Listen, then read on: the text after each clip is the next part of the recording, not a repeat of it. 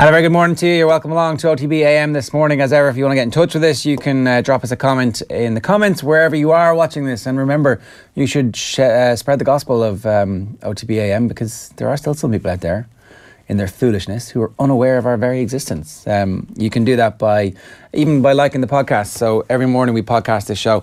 And if you're one of those people who can't stomach the thought of looking at us in the mornings and you just want to hear us, then you go on to offtheball.com and you click play on the player on the top, and lo and behold, it's an audio-only stream without having to look at either of our faces. When we started this, we wore a bit of makeup. Well, you did, really. I gave up after about 2 shows. I kept going because it was like a massive advantage in my life at this stage. But then laziness kicked in, and it's like, I need to get back to that. Yeah, people could alternatively, if they want to look at us but not listen to us, watch us on YouTube, Facebook or Twitter and mute us. Yeah. So that would be weird. That would be very strange. That would freak us out a little bit. It would. You could try, like, sync us up with something, like 3 lines or something, put that on, and it's like, oh, it looks like that guy's singing 3 lines.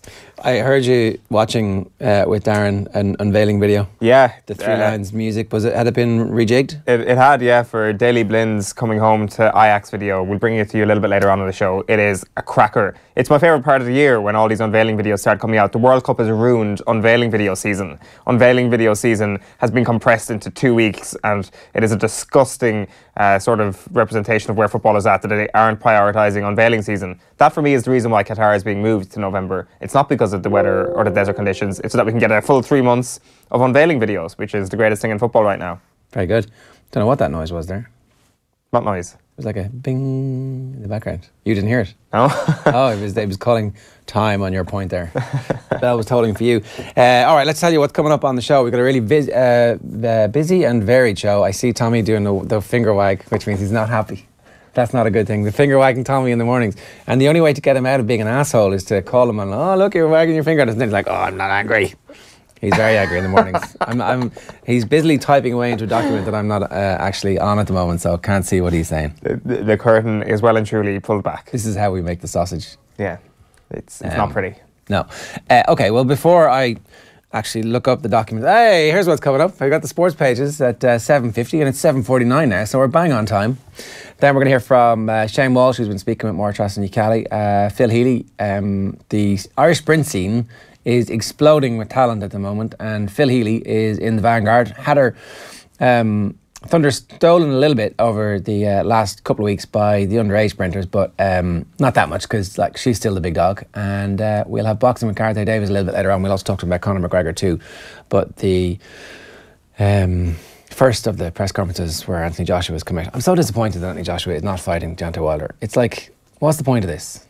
Yeah, the point of it is clearly to leave it a little while so that both parties can be even bigger behemoths than they currently are in the boxing world. But nothing is going to change. These fights aren't going to make Anthony Joshua or whoever Deontay Wilder ends up fighting any bigger before next year. It's not going to change anything. It's not going to make Joshua bigger over there. Even when it comes to Wilder, he's not going to get his profile enhanced over in the United States anytime soon. They're waiting until 2019 clearly to make more money, but there's not that much more profits to be made. Let them fight once, and then the rematch will be your big money spinner potentially. Yeah, but I think the problem here is that every time he fights, Joshua fights down or up to the level of the opponent, because he's just not that practiced in the art of boxing yet. And so, he's not going to look more impressive. If he knocks somebody out at this point, people will be like, oh, well, that was a one-sided fight. If he fights down to the level, it'll be like, oh, he wasn't very impressive. So that's coming up at around about 8:50 a little bit later on as well. And as ever, if you want to get in touch with us, you can use the hashtag OTBAM. Now, it's time for the newspapers. OTB AM. Thanks to Screwfix.ie, championing the trade with a dedicated call centre. Okay, so we're going to start this morning with the Irish Independent and the back page of the Irish Independent. To emulate Croatia, we need players at top clubs. Martin O'Neill, this is an exclusive interview that Dan McDonnell has done with Martin O'Neill. We'll get into that in just a minute. Hart, Dubs showdown will be acid test of Tyrone's progress. I'm not being disparaging, but sorry, I missed that one there. The Tyrone boss isn't getting carried away. It's definitely good to be scoring as much as we have. And again, people will measure this on the level of opposition that we're playing. In fairness, he's right. As you were making the point yesterday, suddenly they've scored 744 in 2 games or whatever it was. Jim Gavin knew the figure straight off. I was like, oh, that's but anyway. Liverpool and £62 million world record offer for Roma's Brazil keeper Alisson. This is a welcome development from the Irish Independent to report transfer fees in the currency in which the bid is made, as opposed to translating it to euros and going, well, what is that actually in old British pounds, which is what the transfer fees that we grew up looking at were. So you're in favour of the pound sterling transfer fee? I'm not quite sure where to stand on that. Obviously, that is the amount of money in the currency that the bid is being made. Yeah, exactly. So I guess that makes sense. Why are we like, oh, well, you don't have the euro, you've got the euro. It's a little bit, I think. Or maybe poor Irish people don't understand the conversion rate from sterling to euro. But like, maybe that's why we need to get it translated to us. I don't know. We always grew up with like the world record transfer fee was always written about in pounds. It's like our currency is the euro, and we're self-confident enough to know that you have your own currency, and that's fine too. That's what I think. Do we talk about Martin O'Neill now? Yeah, we may as well. Stan's obviously got an exclusive with him over the last couple of days. It's printed inside in the Indo this morning, a 2-page spread. There's some interesting stuff in it. There is kind of the obvious sort of notion that if you compare Ireland to Croatia, it would help for Ireland to close that gap to teams like Croatia if they have players of the likes of Ivan Rakitic or Luka Modric. So that's not exactly a bombshell there from Martin O'Neill saying that if you had 2 Champions League winners, we would be a better team. And he's talking about Irish players and that the future needs to be them playing regularly in Premier League. He's not getting carried away with himself saying we might have players of Modric or Rakitic's abilities one day. But he is saying in the future there will be players of Roy Keane and Robbie Keane. It might be after his tenure is finished, but he does expect players of that quality to come through. He talks about the under-17s defeat to the Netherlands a couple of months ago and the heartbreak of that and how he's very encouraged by that. Of course, Troy Parrott signed a contract with Tottenham Hotspur just yesterday, so it's quite timely that those quotes are coming out. But ultimately, you get the sense of a man who is heartbroken by what happened last November. He is heartbroken by the fact that Ireland weren't in the World Cup, that he was there for the ITV, he saw everything happening, he looked left, right and centre and he just saw this festival of football. And it wasn't to do with the idea that Denmark managed to progress deep into the tournament or that Croatia managed to get to the final. It was to do with the fact that he missed being there as a manager of a team in this festival in Moscow and actually having an investment in his own football team there. And that's the sense I get after the interview. It's quite an insight to how heartbroken he is, to, I guess, a little bit of anger to how the 5-1 was depicted in the media and the hate he got after that it was a little bit of an unfair criticism of him. He then also talks about the style of play and the amount of set-piece goals that were scored in the World Cup. And he says, well, listen, ladies and gentlemen, set-piece goals are more important now. Look at VAR, look at the amount of corners that are being scored. It's quite important. We score set-pieces quite well, and our strength is only going to get stronger. Yes, except he does also point out that Denmark's goal came off a short corner because the amount of time that you have for preparation with the players is so limited at international level. So I'm not sure. Criticism of his tactical preparation has irked him. He accepts as part of the job, but he raises the away win in Austria and asks how a team could have achieved that without the right setup. We're in this situation now where Martin O'Neill is going to be asked about the amount of time that he spends doing tactical setup with the players. The stories will continue to leak out that they don't really practice that type of stuff that much, and the battle lines are drawn for the next 6 months of friendlies / Nations Cup matches. So it's going to be I think it's going to be a very tense relationship that Martin O'Neill has from this point going forward. It's hard to see a way around that. Yeah, like with Ireland and with the football media. It's true.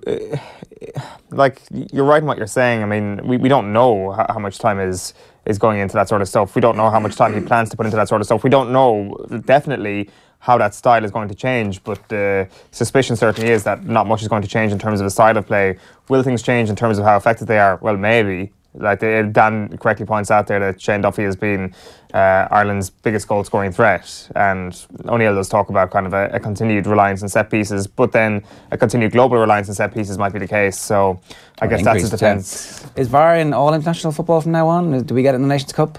It certainly seems that way, and from that interview, I'm not quite sure. It was obviously a FIFA introduction. Whether or not UEFA are going to roll it out and everything, I'm not quite sure. So on to the Irish Examiner this morning. Warsaw woe, gutsy Cork City bow out of Champions League to Legia, beaten 3-0. Crossing the line, my mother got criticism about me, says Kerry's Shane Enright. Yeah, it's carried in a lot of the newspapers this morning. There must have been some quotes from the launch last week that were held until this week. Talk about the Listowel races last year and Shane Enright's mother getting criticism for his performance against Mayo, which is pretty awful, to be honest. Like he says, it's bad enough if you're saying it to me, but to go and say it to my family member is pretty below the belt, and it is. It's not a nice thing to come back to you. Much more so when it's coming from your own mother. Like that is, as Paddy says, that is an animal, behaving in that sort of way. Like there is no specifics there as to what was actually said. Oh, it was about the second goal that Andy Moran scored. No, I know that, but how vitriolic was what was said to his mother is what I want to know. I read the independent version. I'll read this bit. So the full bit of information we have is what was said was just something over the goal the second day, which Andy Moran got. She didn't know them very well anyway. She wasn't too upset. She takes it in her stride as well. But it's not a nice thing to happen. No, so we don't know. It might have been a passing remark, but it's still the process of that. It's not a great look. It's not a great look. And Darragh O'Shea in his column this morning talks about kind of this week will involve a lot of Kerry players and particularly Eamon Fitzmaurice walking into rooms where the conversation abruptly stops. And conversation is probably about you. I just want to point this out. So the Irish Times Online has a different headline to the headline on the piece. Kerry's leaders need to step up to the plate is the front page headline on Sports Wednesday on Darragh O'Shea's column. I'm just going to Darragh O'Shea. Kerry hurting because they lack the men to lead them. Can I read out one passage from this? Yeah. But that's a... Kerry lack the men to lead them. Yeah, that's... What's the implication? They're not men. And that is... That's like... Darragh O'Shea in this headline online questions the manhood of the Kerry footballers. And the piece in the paper is like, well, not that bad. What's the headline there? Well, you're only reading into the need to step up to the plate. Well, you're only reading into the headline there. The piece, people only read headlines. Well, let me read out this passage to you. There was one fairly glaring error last Sunday. Another one came earlier in the day. He calls about that was one fairly big error, which is Donaghy not coming on. Then he says, another fairly glaring error came earlier in the day when the late replacement for Tadhg Morley was Cillian Young. No disrespect to Cillian, but he was never going to be the answer for that role. You were losing a tough, tigerish defender in Morley and bringing in a more ball-playing one in Cillian Young. This wasn't a day for him. This was a day for men. Oh! I should say this wasn't a day for him, then new paragraph. This was a day for men. But you can see the implication here. You can, it's like former teammate. It's strong enough stuff. And just to continue what the rest of the paragraph says, so I don't want to bring it out of context. This was a day for men, full stop. I know that sounds overly simplistic, but trust me, when a situation calls for men and you don't have them, it becomes complicated very suddenly. There was a situation in the first half when David Clifford went out to collect the ball near the corner. He got knocked over not once, not twice, before managing to fiddle a 45 out of it. Clifford's a big lad and he can handle himself, but he's still the youngest player of the team at the back of it all. Where was his help? Who was coming in to take his lumps for him? Why is he having to fight those battles? Where were his leaders? And to be honest, there's only one name mentioned there, and it's Cillian Young, which he uses to as a springboard to make the point. Where were the men in the team? Which is he couldn't be a right corner forward at the same time, could he? No, it's true. But another passage that I thought was very interesting is he talks about Seamus Moynihan, and Darragh O'Shea would always seek Moynihan out after a tough loss because Moynihan would always be taking the loss the worst, and there was something cathartic about that. It was like Moynihan always said to himself, I'm never going to let this happen again. I dare say this might have been post All-Ireland semi-final 2001, where Darragh O'Shea finds Seamus Moynihan after the Meath match after they get absolutely destroyed, and they're saying to themselves, this is never going to happen again. He says nobody made more pure and honest promises to himself that whatever happened when we got to that point again, he was going to make sure he did everything in his power not to feel that hurt. Watching from the stands on Sunday, I had to question whether or not that hurt exists in this Kerry panel. Are there enough fellas who have spent the day since it happened promising themselves that when the time comes on Sunday, they are going to be the one who does it? So serious questions being asked by Darragh O'Shea this morning of the Kerry players, of whether or not they've got the steel to step up and turn it around in a season-defining match. He mentions it again, but Darragh O'Shea has famously gone on the record as saying, if I shot a man, the first person I would ring would be Eamon Fitzmaurice. He mentions it in the piece again today. Do you think that Eamon Fitzmaurice and Darragh O'Shea have had a conversation between the weekend and today, and that Eamon Fitzmaurice has asked him at some levels, consciously or subconsciously, to go out there and rattle the cages of the Kerry players? Oh, that's an interesting... Because I thought you said, do you think a conversation has happened that Fitzmaurice says, go easy on me? I don't think that's the case. Yeah, that's an interesting... I hadn't thought about that. Well, you know, maybe. Because he's not... there was a mistake, they didn't bring Donny on, right? Like, critical error, and also critical error in, he says, in... Killian Young instead of Yeah, but he's blaming Killian Young. He's not blaming... That's true, it's a good point. It's, to be honest... I'm not sure. Like, you could easily say that he's doing that out of his own accord because of the relationship he has. And he mentions in the piece that he was working with Fitzmaurice with the under-21s with Kerry. They've got a very close relationship. Yeah, they live together. So they mightn't need to have that conversation. But it's a good point. And, you know, it could have a productive end result. If I'm someone like David Moran reading that, because he talks about the kick-out strategy. Where's the men?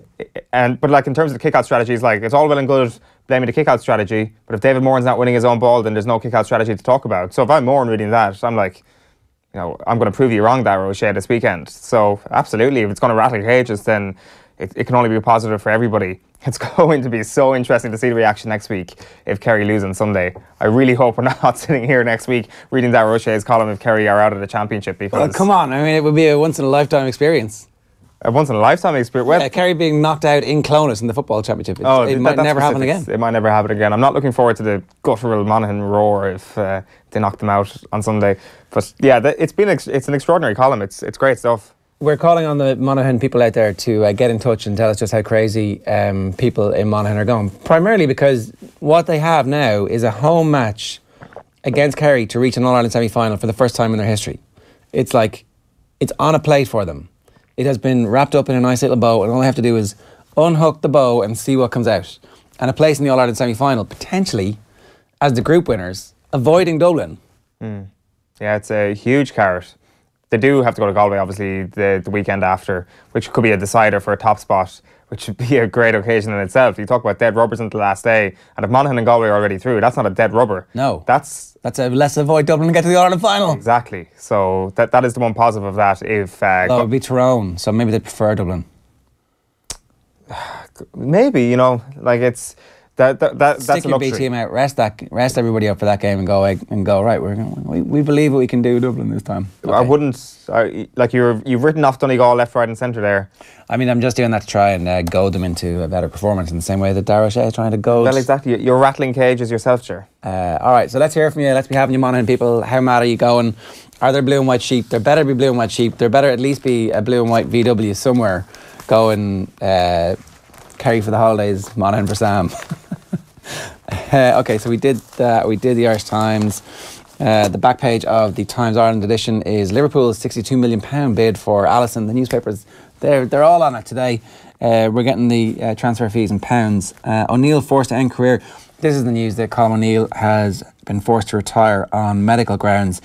A truly gifted footballer, able to kick points off both feet and just never fully fit after the Cruciates. Never fully able to release his own potential and ability, but like a balanced runner, a beautiful striker of the ball, just a gifted footballer. I remember watching a game in Longford. It was a game in Pearse Park, and half of Pearse Park is empty because the stand was sinking, and so the atmosphere was kind of corralled onto the same side that we were. We were doing the show from there that day, and he came off the bench to rescue Cork on the road. I remember that a few summers ago.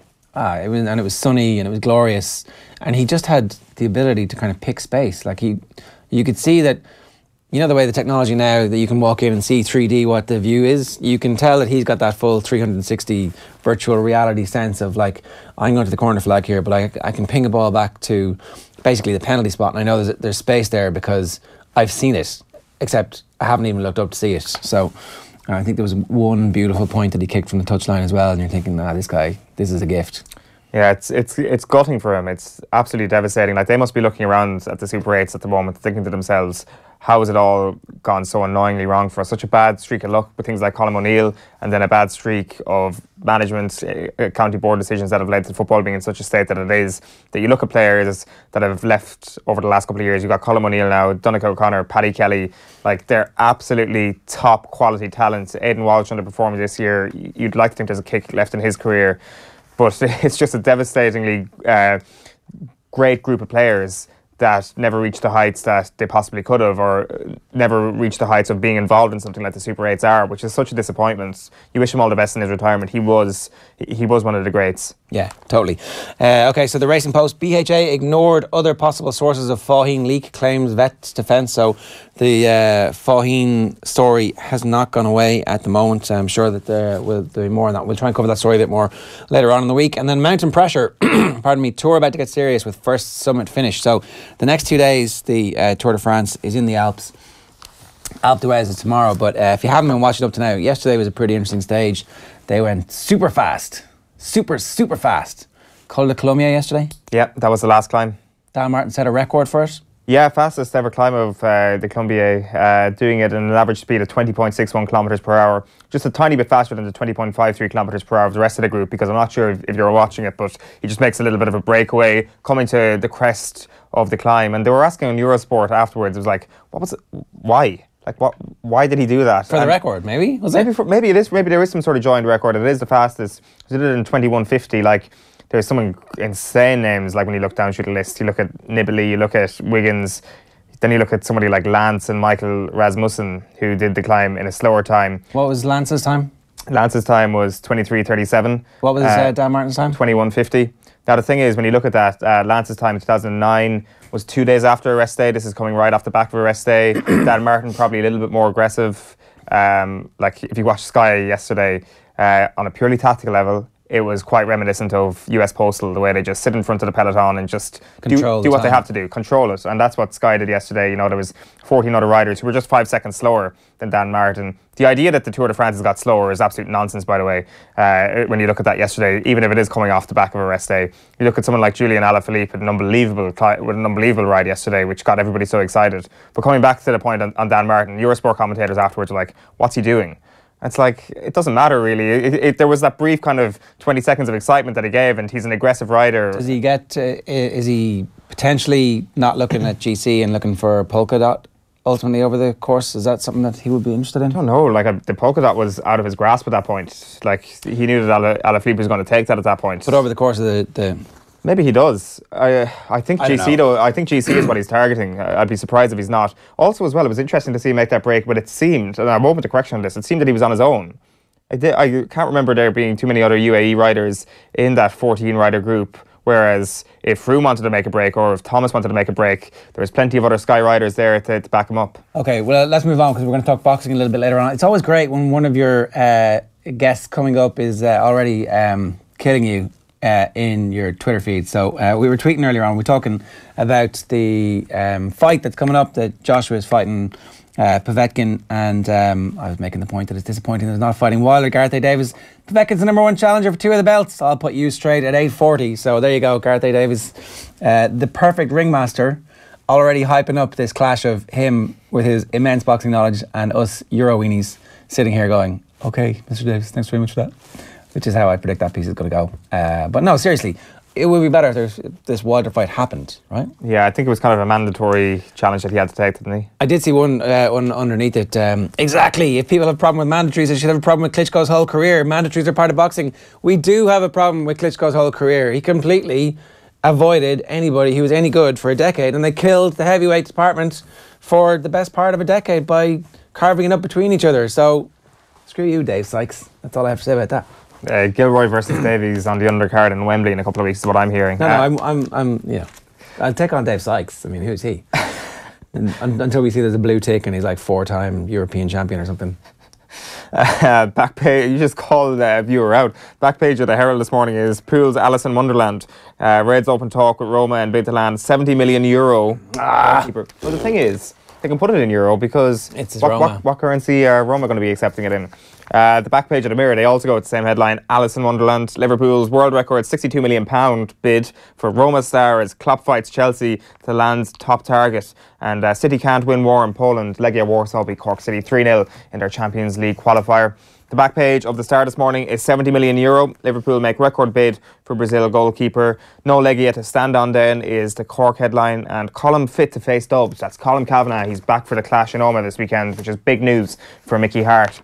The back page of The Guardian then. He went off with 20 minutes to go as a precaution when the game was in the bag last week. So it's like match preview under another name. Yeah, true. The Guardian is all cricket. Imperious Root and Morgan seal series win. England's Test captain becomes his country's top ODI century maker on home ground. A sparkling 186-run partnership sees off India and clinches series.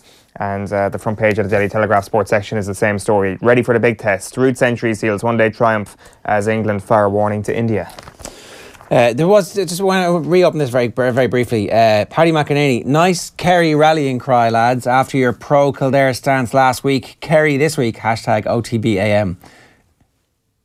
What? There was a bunch of people in my mentions all week in the immediate aftermath. Oh, there you are now, you're all tipping Kildare to win. I can't believe we overturned the favourites. Oh, what an amazing performance by the underdogs. Monaghan, I wanted to cut and paste the same match to everybody. Monaghan were odds-on favourites.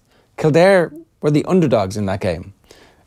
Jim McGuinness in the match, in the preview said, my head says Monaghan, my heart says Kildare. So Kildare were a populist story that some people wanted to see reach a fitting conclusion by having victory against Monaghan. But Monaghan were the overwhelming favourites. As the team who've been the established Division 1 team for the last decade, who have the absolute superstar footballer in Conor McManus. There was a lot of post-fact, oh, you were all writing us off. No one was right. Nobody wrote Monaghan off at all. Just because, well, in their defence, there might have been people tipping Kildare. Very few, really. Few, but there was a case to be made for Kildare before last weekend. It didn't mean that you were writing Monaghan momentum off. Case. But Monaghan had momentum as well. Let's not forget that. Monaghan had momentum as well. So then it's irrelevant. It's not a real thing. Well, it's only irrelevant if the two forces of momentum are exactly equal, but clearly Monaghan's momentum was a bit bigger. But people might have been tipping Kildare. It doesn't mean that they were necessarily completely writing Monaghan off. It wasn't saying they've got no chance on Sunday. Just like this weekend. I slightly favour Kerry, as does the market, but Monaghan could win the game. And I would not be surprised one bit if Clonus is booming on Sunday, just waiting with bated breath for their first All-Ireland semi-final in 30 years. Monaghan are the bet of the weekend. They are currently +2 on the spread at the moment, and they're 2-1. 2-1 about a 2-point spread is ridiculous. I think they were even bigger yesterday, so the money is coming for them. We'll get the exact Boyd Sports odds for you a little bit later on. We'll talk about this in some more detail. And then the last thing about Martin O'Neill was Del O'Brien's comment. Croatia don't have field sports such as Gaelic football, hurling and rugby as national sports, so the pool of players is much smaller. That should have been O'Neill's reply to Bilic. We have better players. Del, you're completely wrong. You're completely wrong. The whole point of us having all those sports means that we should be much better at other sports. Early specialisation is bad for outcomes for people playing sports later on. The whole notion that you would only play soccer in Croatia is also completely wrong, because they're amazing at basketball. They're amazing at Olympic sports. They're brilliant on the track, aren't they? There's one other. Are they good at Olympic handball? But they're world class at basketball, as in they can send people to the NBA and people don't look at it out of place. And they don't specialise just in football. Very few countries who specialise in a single sport are actually really good at it. The whole notion that New Zealand is the model where you send players off to play rugby and nothing else is wrong. It's not that's not what we should be doing. We should actually be benefiting from the fact that our players have soccer or GAA skills, rugby skills and soccer skills in all of those sports.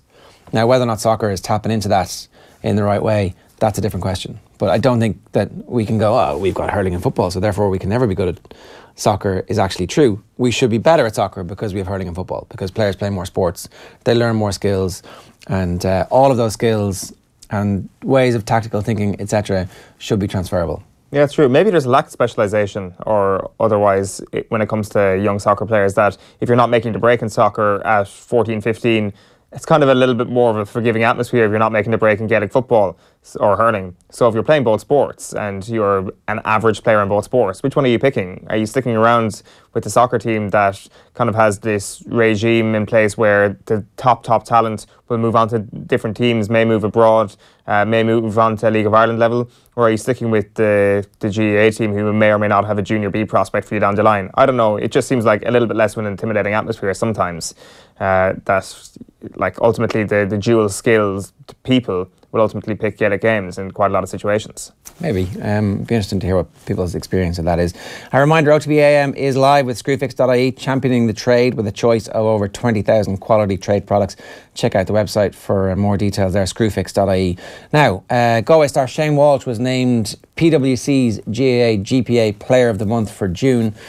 Pretty good month. Played a key role as Galway won the Connacht title, kicking 8 points as he was named man of the match in the final. 8 points in the Connacht final. It's not bad, is it? Yeah, he was unbelievable that day. Definitely player of the month material. So OTB's Maura Trassan Yacali caught up with him down in Cork as he prepares for Kildare in the Super 8s this weekend. We're in Cork, and I think it's probably the county second happiest that Galway managed to beat Kerry at the weekend. It's been alluded to a few times here, and I'm joined by the PwC GAA GPA Player for the month of June. I think I got that title right.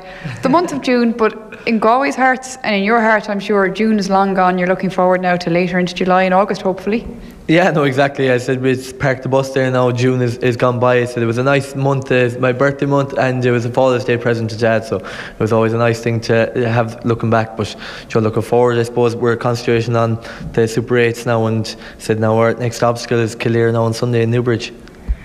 The Galway-Kerry game, while it might go in the history books for the first time for Galway beating Kerry since the 1960s, I think, it won't go in the history books for prettiness. Were you bored out of your mind playing in it like people were watching it? No, I was probably just absolutely wrecked, and my mind was probably wandering like, why are we training? I don't know. Like it was. I suppose for us, we can't control, I suppose, the weather conditions that were in place on the day, and then I suppose the way that the game kind of transpired, because I suppose nobody wants to start off the Super 8s with a loss either. Like, and it kind of, I suppose, the game probably played like that. It was probably tight and tense, but there wasn't an inch been given anywhere. Like, the game was nip and tuck the whole way through, and I suppose for the football diehards that would love to see this fancy football, like the conditions that were there in the day, like it was literally, you could get the ball and you could be in space and the ball was dropping out of your hands. So like it was one of those days you just, minding primary possession was key. And I suppose, now you mentioned the football diehards, both Galway and Kerry would be known as counties that play fluid, pretty football, for the want of a better phrase, or they used to. That reputation was always there. It doesn't seem to be there anymore, but you don't seem to be too bothered. You don't really mind how you play, as long as you get the result. I don't know, like obviously we like to put in a performance, like so that's what we go out to do, like, because often like teams can, we can't control, I suppose, teams the way they perform, and we can only control what's inside our four walls of the dressing room. And I suppose going forward, that's probably the big thing for us. And like results, if they come along with that, then with our performances, brilliant, like that. That's obviously what we're I suppose, in the down the tunnel, I suppose we're probably looking at, we're not fully there yet. We're looking at the Dublins, the Kerrys, the Tyrones, the structures they've put in place the last couple of years, like they're year in, year out doing the business, like, so we know that we're catching up to them, but we still have a bit to go. So I suppose for us, these results on top of the performances are absolutely brilliant. Like, and I suppose for us, for people outside, we can't control what they think. We're just concentrating on ourselves. Because they can obviously lead us away as well. Because the hype after beating Kerry on Sunday as well can often be, oh, look at that, it's brilliant. But look, we've parked it on Sunday. Kevin and the lads will be looking to refocus us again now for Kildare. Kildare, it's funny that you mentioned Kevin and Kildare in the same sentence. Obviously, when I think of them and lots of people, you think of 1998 and the All-Ireland final against Kildare. Kevin was in midfield for Galway that day. Do you have any memories of that at all? Yeah, and it's funny, I've actually watched the history of Galway football. Literally, I'd say that's probably the most watched video I've ever watched in my life. But I could nearly recite the whole thing to you. It's like, I suppose it was brilliant to see that back in the day, because I suppose I wasn't probably able to take it all in at the time. I was only 5, like, so that was all relatively new. But I always remember there was it's in the shopping centre now at the moment, but in Tuam, but it was great to be able to go down and be singing the fields of Athenry, looking at the team coming in on the bus. Like, it was, one of those memories I'll never forget. So for us, like, it's probably a big thing to try and emulate something like that. But Joe, in the '98 All Ireland, it was a special day for Galway because, like Joe, it's like as if all their players, their strongest attributes were brought to the occasion, all for the one cause. Like, I suppose, like, we probably, in a way, we're in a similar setup at the moment with a lot of players there that are bringing different attributes to the team. Does Kevin Welch ever talk about the '98 All Ireland? Does he ever go down memory lane with you guys? That's only I think that's only a bragging right thing. I think if we ever got on top of Kevin with a bit of slagging, he'd only come at us then with something like that. So I know it wouldn't really, like, in Joe, obviously he probably in a subtle way he's probably trying to bring things he's brought forward from his career, like, into management, and Joe, he probably trying to instill that probably a bit of confidence and that probably a bit of maturity as well that he had in his game that coming into our setup, like. So Joe, other than that, like, he wouldn't really, because Joe, it's different times, different football. He'd say it himself, like. You're on the back of a win against Kerry, you're on the back of beating Mayo in the Connacht Championship, you've beat Roscommon, and Mayo are gone. Roscommon did not have a good day out. Kildare lost against Monaghan. You beat Kerry. You'd have to understand you're going in there as favourites to beat Kildare, even though it is in the fortress that is Newbridge. Look, again, it's probably the outside picture that's put there that we're seen as favourites, but, like, we know we were, like, on the crest of a wave last year. We were winning Division 2, we were beating Mayo, and then next thing we came along and played Roscommon and they turned us over. So, like, we know all about what the favourites tag does to teams as well. So did that get into your heads, do you think, now when you look back on it? I suppose looking back at it, you'd have to say yes. I suppose, like, we weren't experienced enough at the time, and we probably still had experience at the time to know if it really and truly was that scenario. But like, 'cause I know Roscommon were very good on the day as well. But it's one of those things. I suppose it's hard to fathom out kind of how we let those kind of things get into that situation. But these things, look, everything maybe happens for a reason, and Joe, I suppose we just have to take it as a learning curve, because if we just said, look, we didn't turn up on the day and Roscommon did, and that was it, Joe, we wouldn't be learning at all from that. So we still have to, as much and all as painful it was to look back through it and take things out of it, it had to be done, like. And I suppose going forward, hopefully that's going to be the making of us as well, because with a young group we have to learn from these experiences and bring it forward into the rest of the championship and the years going forward as well. And finally, before I let you go, Paul Conroy suffered a horrific injury. How's he getting on since? Yeah, it's obviously, Joe, a huge disappointment for Paul. Like, he's been a warrior the last 10-11 years with Galway, like, so it's just an awful pity that he's missing out in this time at the moment, Joe. But he did play his part on Sunday. I'm sure he'll argue maybe he didn't, but Joe, he was having a big influence in the game at the time. He's kicked a point as well, so he played his part in tiring out Kerry for more lads to come in and tire them out as well. So yeah, great stuff there from Shane Walsh in conversation with Maura Trostan-Kelly. And Galway are 2 points favourites for that game. That's about right. I think like Galway's record against Kildare in recent seasons has been that the games are close and at the end Galway win. So it's hard to predict anything different at the moment. Yeah, you would wonder how much the Kildare spirit has been broken by the loss to Monaghan at the weekend. You'd imagine not too much. You'd imagine they're fairly well set up after the run they've had in the qualifiers. Like, going from around 1 to 4 wins in the bounce, no matter what team you are, it surely gives you a bit of a foundation where you're not going to be broken by one defeat like that against a good team. Yeah, like Monaghan. I think that they got better at playing football over the course of those 4 games, and they began to understand exactly what their roles were. They looked a little bit confused at times, I thought, in the Monaghan game. They didn't have that singularity of intent. They weren't always as clear-cut in what they were trying to achieve, particularly when they got the ball to the opposition 40. And some of that, I think, had to do with the conditions. It was like balls that were going straight to hand and straight to someone's chest in previous weeks. Now, all of a sudden, there's a little slip, there's a slide. There was a few instances where players were in good positions and they fell over. And that's the type of thing that, you know, if you have been a winning team over a long period of time, you just go, well, that's okay, that's fine. Whereas the confidence, I suspect, is a little bit more fragile. And this might not be the season that we see the full benefits of what's happened with Kildare. So you just hope that everything, that from a Kildare perspective, that they managed to keep it together. But you were pointing out when we were watching that Galway have twice the population of Kerry. No, I opened up page 54 and 55 of the Times Ireland edition this morning. It's just people power, how the populations of the counties in the Super 8s compare. Just quite a list, you know. Facts. It's facts. You know, Dublin have 1.3 million people. Who's second on the list? Fact. Galway, of course, we're 250,000 people, but of course, it's a dual county. So if you split that in half, then Kerry have a bigger population, and all of Kerry's population basically is a football population. So Kerry 180? 147 as of 2016.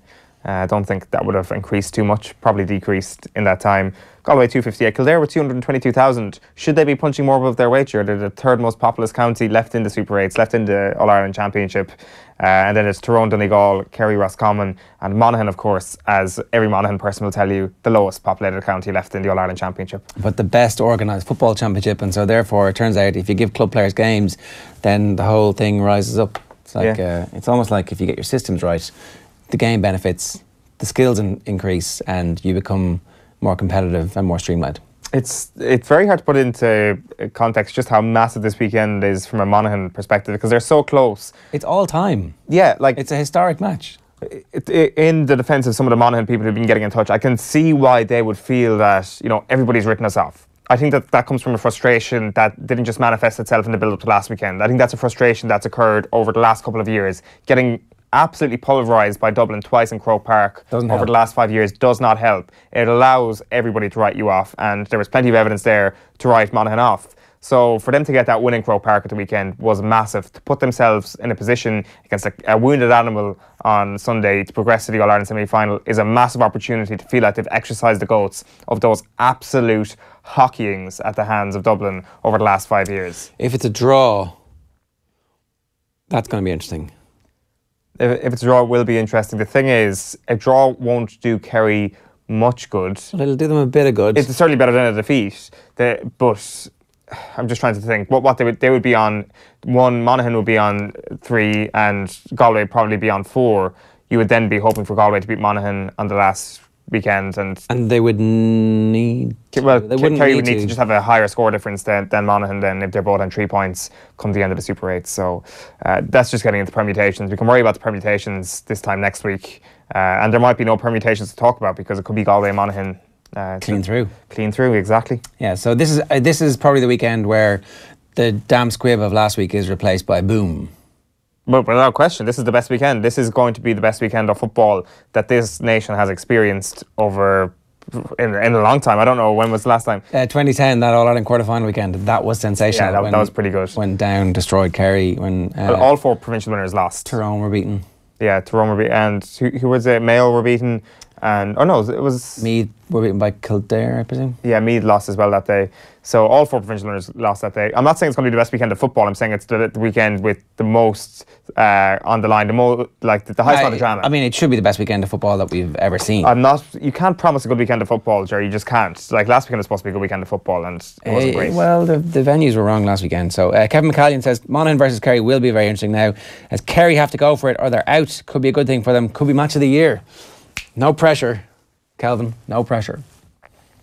Okay, so the other big news coming out this morning is that the CPA have demanded a fixtures forum. They said that they've had meetings with the new president and the new director general, and also, interestingly, with the CCCC. And they said that the meetings that they've had have been very positive. The CCCC have acknowledged that there is fixture chaos around the country. So a very strong statement from the Club Players Association. They've surveyed their members, and their members uniformly have said that they want a significant change. Now, after that, you get into the granular detail of what the membership poll has come back with, and ultimately, opinion becomes a bit more fractured at that point. Do we want totally separate seasons?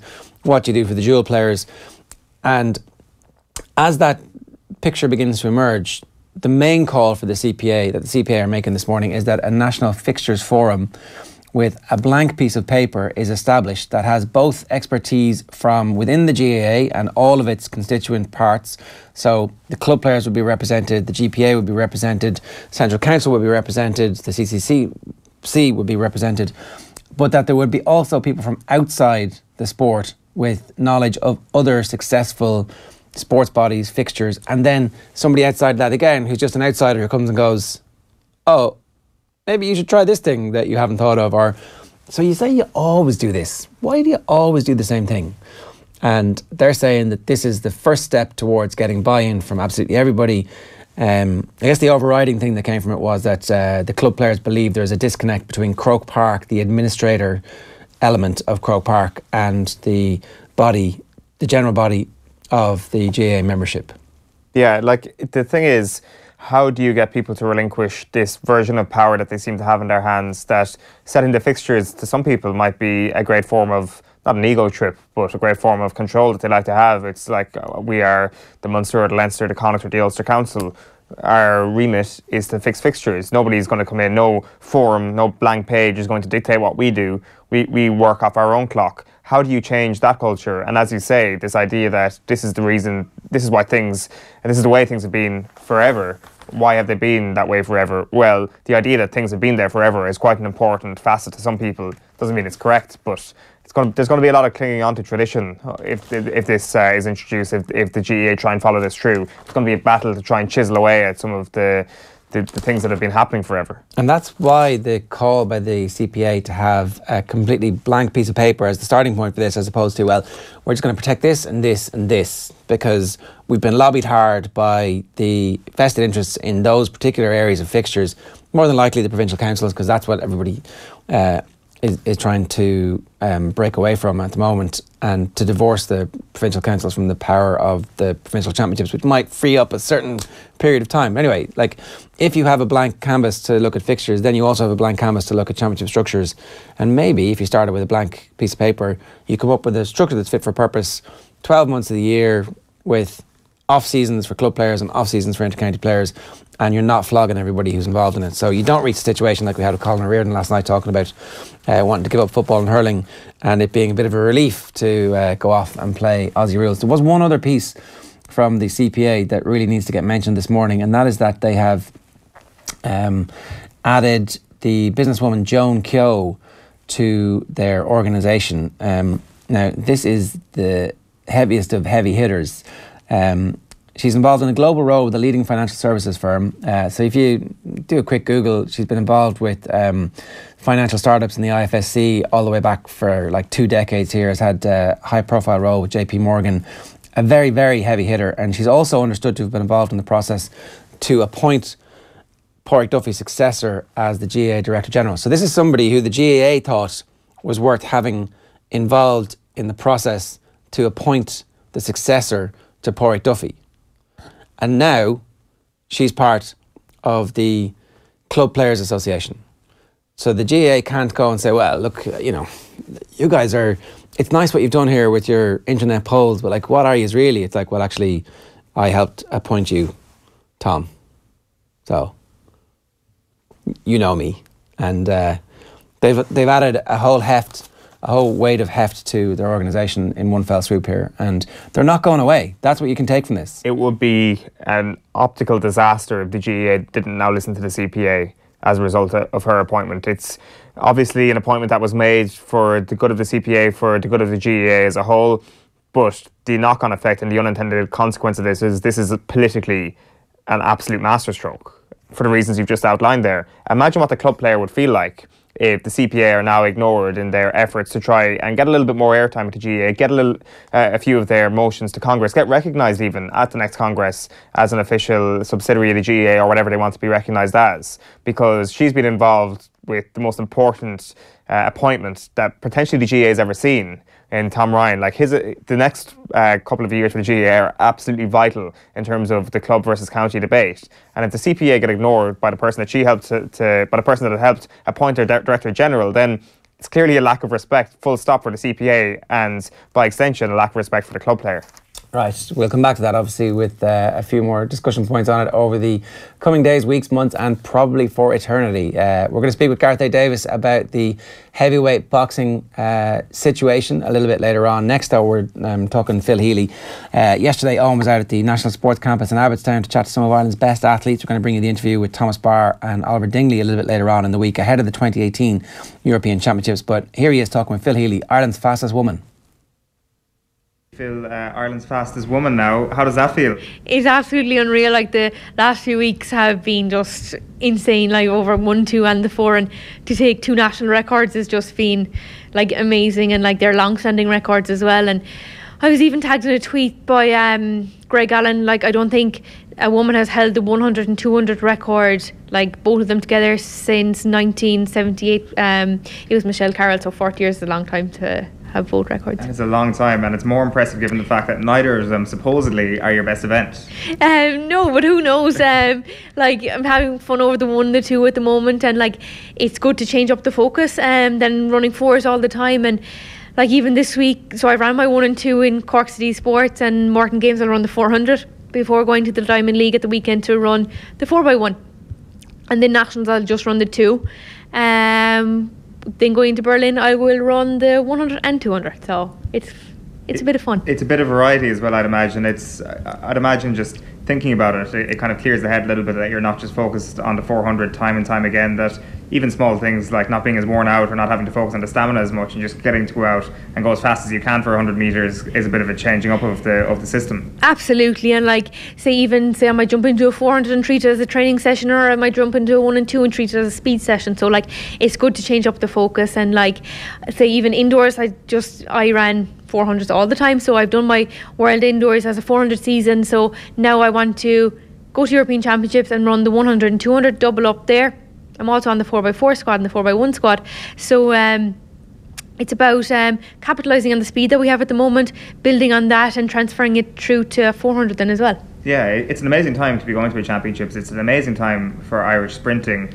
I can certainly never remember a time like this when Ireland has been known for and it to be a nation of speed demons, really, and that's what we are. You're kind of at the forefront of a generation of young sprinters who are going to be very, very successful, who are already very, very successful. How does that feel? Absolutely brilliant, and like even raising the bar for the junior athletes coming up as well, and like they're running 11.5s and 11.6s at the moment. Say the previous national record would have been 11.4, so they would have been looking at that, and I would have been looking at it in previous years as well, but now it's 11.28 at the moment, so that sets a new standard and gets everyone to raise their game and improve and work towards a new target as well. So it's great to raise the bar across the 100 and the 200, and say even Amy Foster raised it in the 60 metres indoor, and that was another long-standing record. So it's just great to see across the board that Irish sprinting is improving and then it's transferring into relays, and seeing the girls get a silver medal at World Championships as well. It's interesting that you mention all the times there, that it is such a part of your knowledge of everybody, what they're capable of running. And with your situation at 100 there, obviously with the national record last month, do you feel you're just scratching the surface there in terms of your times at the 100 metres, that you're targeting potentially the 11 seconds? Yeah, definitely. I think there's room for improvement, and even say throughout the season I had ran illegal, like I ran 11.16 in Waterford plus 3.0. Like I definitely think there is room to improve, to lower the record. May not be this season based on conditions or the race that I have, and say even going into European Championships is all about championship running and getting the qualification spots, not just about the times. Obviously if the times come as well with it, it's absolutely a bonus, but even transitioning in through the next few years is definitely something that I want to improve on and lower further. I wanted to ask you about your coach Shane McCormack, because you described him as a mastermind after breaking the national record there last month. What makes him a mastermind? Like for a coach to get someone to the 100, 200 and 400 and program it all into work, and even say like I would have done 60s if it worked out as well indoors, or 200 indoors. He's just, like, as we call him, the king behind it all. Like, and he, like, even the atmosphere that he creates within the squad, like, is credit to him, and everyone is just feeding off each other, and there's just a great environment and a great atmosphere, as I said, and like we have fun at training, and it's a majority lads in the group, and everyone is feeding off each other, but we're also there to do a job, tick boxes, and get the most out of every session, but as I said, also having fun and making sessions easier as well. How does he manage to do that? How does he manage to make the sessions more fun than the arduous graft of trying to chase after times?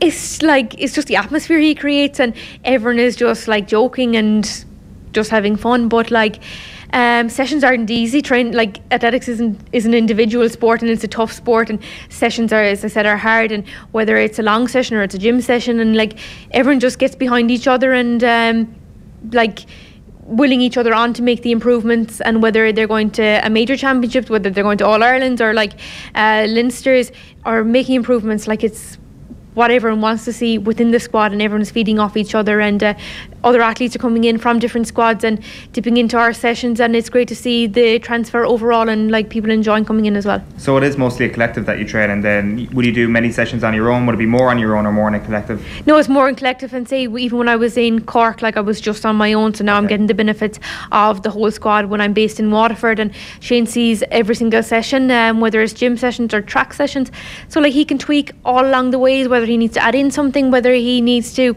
take something away, and he's made tweaks the whole ways up, and like he makes the big calls whether I'm going to race, whether I'm not going to race. And I said tweaking the session, so he controls everything, and that's a credit to him and making the correct calls along the way. We mentioned the 200 metres last night. That was, of course, in Cork City Sports. What was that like for you personally? Is the city of Cork booming at the moment with, in terms of the kind of sporting greatness that's going on? Obviously, Sonia's daughter was back there and all of that. I'm sure she got a great reception, but I'm sure you got the reception of the night down there. I'm sure it's a city that's really excited for your own prospects. It's absolutely brilliant, and even like I arrived down there early before the event and seeing so many people come up to me and congratulating me on the previous few weeks, and people I wouldn't have known, or like the kids, are like so many people came up for pictures, and it's just great to see so many people feeding off the performances. And like I don't think I have that impact like on younger people, but to see their reactions, but to go back, run a national record on home turf and home soil is just absolutely brilliant. And the atmosphere that was down there, and it was credit to Phil Healy, who was the MC for the night, really got the crowd behind all the athletes, and it's credit to the Cork City Sports Committee as well to organise such a high performing meet with top class athletes coming over. So it brought the best out of the athletes, and so even Marcus Lawler ran a massive PB over 200, and even when I ran the national record over the 200, like everyone in the stand stood up and the place was absolutely packed to the rafters. So the atmosphere, like it was just cheers, roars, like it was just electrifying. It's obviously a city that's produced so many greats in such a different fields of sports, like from Roy Keane to yourself and many of the greats when it comes to the Gaelic Games. Like, I presume as a child you were trying out a little bit of everything. It wasn't just track. Yeah, as I transitioned through, I did camogie, football, soccer, played football with the lads, then went into ladies football after a certain age, and I did camogie as well. And it wasn't until I was in 5th year of school that I fully focused on athletics, and then the following year I won national schools. So even for All Irelands, I used to never qualify for All Irelands until you could automatically enter. It was like under 18s.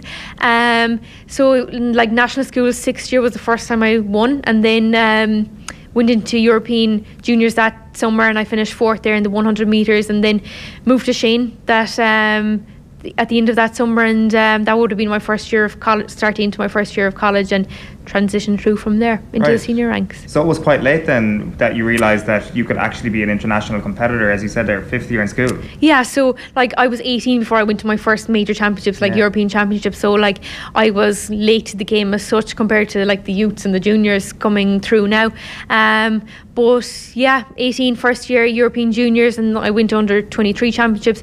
So I went to European juniors in 2013, and I went to European seniors in 2014, so it was absolutely brilliant. And then to European under 23s the year after. That's amazing, because you would wonder then, so many people who might be partaking in a number of different events, or maybe they're just focusing on athletics, and you know, to get to junior cert level and the pressures of exams come along, and they're not making it at a national level, that they could slip through the cracks to a certain extent.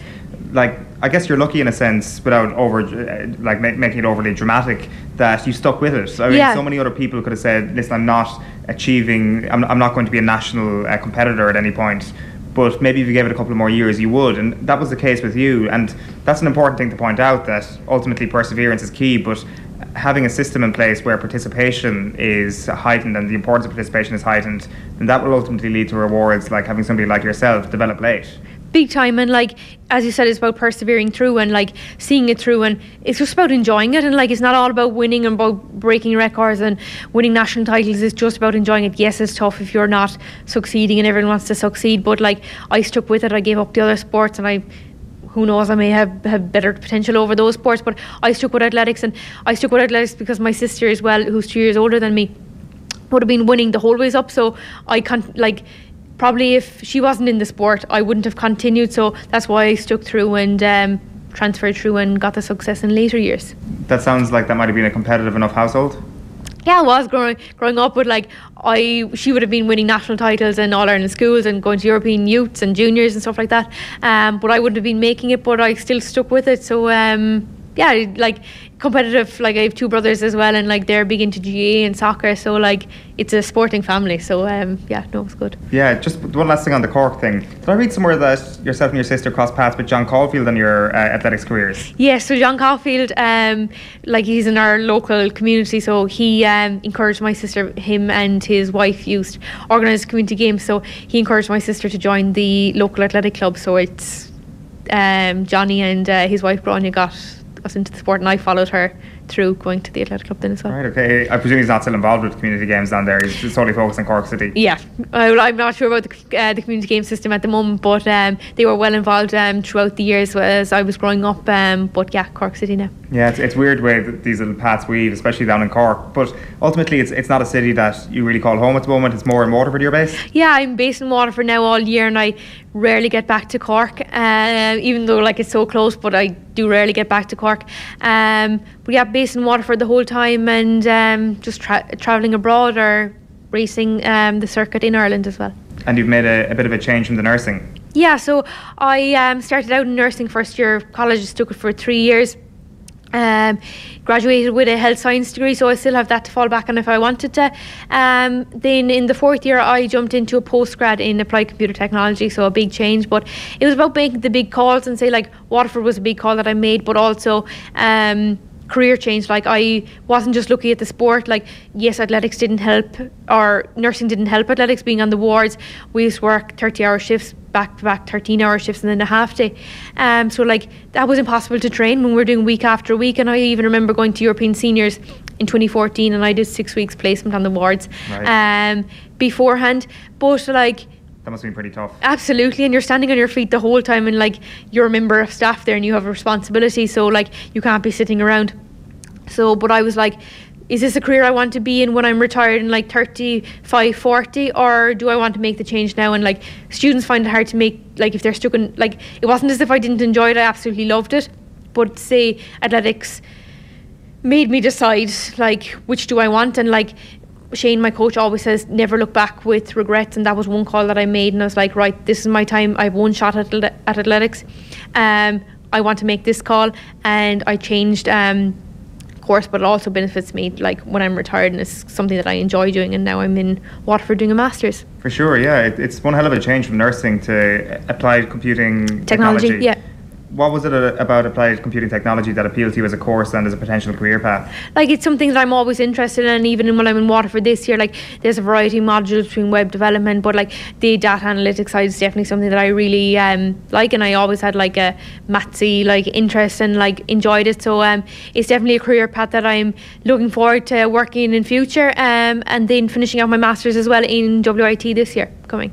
We've been chatting about it a bit on the show this week. We had Gina Akpa-Moses on, who was talking about kind of focusing on the stuff outside of her own athletics at the moment, to try not just to give her a backup, but also to give your mind a little bit of a break, to have something else to focus on. How helpful do you find that, just to have kind of something there, a definite part of your weekly schedule that you have to focus on something that isn't running? Definitely, because athletics is such an individual sport, and like you're the one out there performing under like all the media attention and stuff like that, so like you don't have a team, but like you have to have distractions in place, otherwise you'll absolutely drive yourself insane.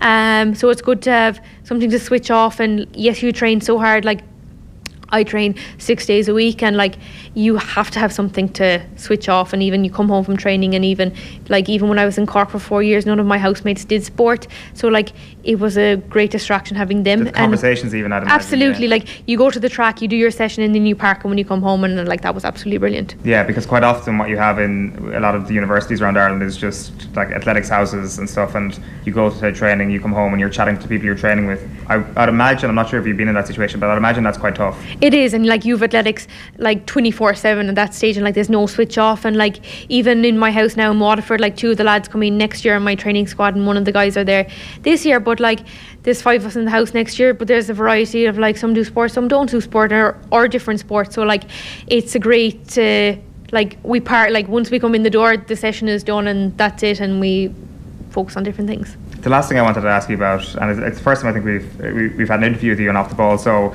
I get away with asking you about the thing you always get asked about, which is of course the Depths of Hell relay in 2016. it's an amazing piece of footage. Just watching it back again there yesterday, it never loses its absolute goldness. It is just one of those clips that will never die in terms of the viral sensation of 3.5 million views at this point on YouTube.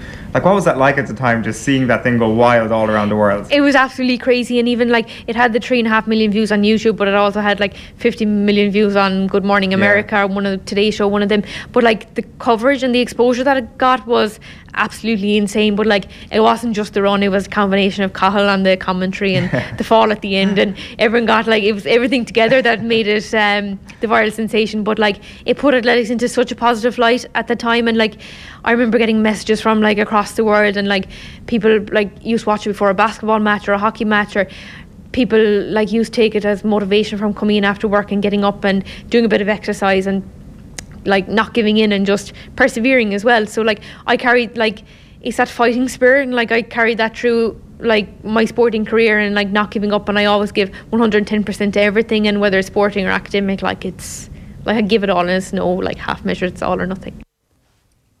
That's class. Phil Healy, somebody you get behind. Oh, without question, yeah. It's this weekend, actually, Diamond League in London. Herself, Ciara Neville, Patience Jumbogula and Gina Akpa-Moses are teaming up for a relay, 4x100 relay. I was just speaking to her off air afterwards. It's the first time I think she's run with them in a 4x100. I think that it might be on Eurosport. A lot of those Diamond League meetings are on Eurosport. That is something worth watching. That is like one of these moments where it's like, yeah, the 21st of July 2018 is the first time these four young athletes performed with each other in a 4x100. It feels like that could be a sentence you could be saying in Tokyo in 2 years' time. It's one hell of a team. No pressure. It's one hell of a team. It's not just enjoy them for like being these amazing, brilliant ambassadors for their sport and for Ireland. I'm being facetious. I know. But we'll definitely make sure that everybody's tuned in for that. So we'll dig out exactly what time it's on and where you can watch it, and send that tweet out, and we'll schedule a reminder tweet for around about the same time. I say that as the royal we, but we'll definitely make sure that it happens. Okay, yeah, a brilliant story, and if you missed any of that, you can get the whole thing on youtube.com/offtheball. Now, a big press conference yesterday to announce the fact that there is a big fight coming up in September. It is a mandatory challenge for Anthony Joshua, and apparently it's against the third best heavyweight in the world. Gareth A. Davies is here this morning to school us about why it is important that this fight happens, and why we shouldn't just automatically be fast-forwarding in our heads to the inevitable Anthony Joshua, Deontay Wilder super fight. Gareth, good morning to you. Good morning, Ger. I hope you're ready for getting a bit of this. No, but it's great to be on the show again, guys. We are looking at the number 3 heavyweight in the world, and you're just voicing earlier what I think a lot of fans feel, which is they were hoping that Deontay Wilder and Anthony Joshua would fight at Wembley in September, October or November. But I've said it before on the show, the very biggest boxing matches, when it comes down to the negotiations, it's like the old Wild West, fighting for land grab and gold mines, and it does take a long time to play out. I think there are a few curveballs thrown by both sides. I wouldn't believe everything the Americans have said about the money offers and all those kind of things. But yeah, we've got Anthony Joshua against Alexander Povetkin on September the 22nd at Wembley Stadium. And you know what? It'll do 90,000 live in the stadium again, and it'll probably do 1 million on pay-per-view. But what we need to do over the next 11 weeks is probably dissect exactly why Joshua is fighting Alexander Povetkin. Yeah, well, let's start with that then. Again, just looking at your Twitter feed this morning, people are wondering if Povetkin deserves to be where he is. I mean, sure, he is in the position to be the mandatory challenger at the moment, but he's got his own dubious history when it comes to being banned for drugs, and also people are wondering about whether or not he's actually as good a fighter as his positioning suggests. So maybe talk to us a little bit about that. Well, first of all, I completely agree with you, with all the other journalists who feel that way, and all the fans who feel, in a sense, that the stain, the tainting of Povetkin is down to those 2 positive drugs tests. There is a history, of course, of the Russian Federation in several sports being involved in doping. Some of it, of course, exposed in that brilliant film Icarus. In which there are cases where there has been widespread doping amongst Russian athletes. I think there is a caveat for me. There's no question about it as to whether Povetkin deserves that position as a result of this test, whether he should still be serving a drugs ban. But at the moment, outside Deontay Wilder, perhaps Dillian White and perhaps Joseph Parker in rematches with Anthony Joshua, and the returning, of course, Tyson Fury, who will be in Belfast on August the 18th, Windsor Park. There aren't any challengers out there. If there had been great challengers, I don't think Povetkin would have had a look in. He does have very powerful backers who will have, remonstrated to the WBA about this, and he's got himself into a mandatory position. I don't condone any athlete, especially in fight sports, who tests positive for a drugs ban. And it's heinous, it's criminal as far as I'm concerned. And I imagine, given how strong the British media is on these kind of things, and the Irish media come to that, I think Povetkin, and we're off to see him at Wembley Stadium today, Ger, I'll certainly be asking him some very tough questions about why and what he was thinking when these things occurred. I'm glad you're sponsored by Screwfix. The one thing about the fight game, and I fully agree with the whole thing about it being criminal, because the rules suggest that you're actually out there to try and knock your opponent out, which means to finish the fight by concussing them. It's much easier for you to do that if you've got turbocharged illegally muscles. The opposite side of that is, unfortunately, that these fights then draw even bigger crowds, because he becomes this supervillain that the narrative feeds into, and like, we have to talk about the fact that he is a supervillain because he's cheated in the past, and so that actually, unfortunately, adds to the whole, well, I want to see how the supervillain does against Anthony Joshua. Yeah, exactly, and it does add to the narrative. I think you're right, and it certainly adds to the journalistic narrative that will be built up. And Povetkin's a very quiet, very respectful man. He's not a motor mouth. I think, as we saw with the over-the-top streaming service DAZN launch yesterday in New York with Bellator MMA, Scott Coker announced his welterweight tournament there, and Anthony Joshua there with Povetkin and Eddie Hearn as they announced their big American deal with Perform and DAZN. Of course, Joshua against Povetkin is going to be on this streaming service in America on September the 22nd. Who was in the background? But big Miller, I'm sure you've seen it, and Joshua turned around, and I can't repeat it on air, but the number of expletives that Anthony Joshua used would probably last him 10 years, judging by how many we've heard from him in the last 7 or 8 years that he's been prominent.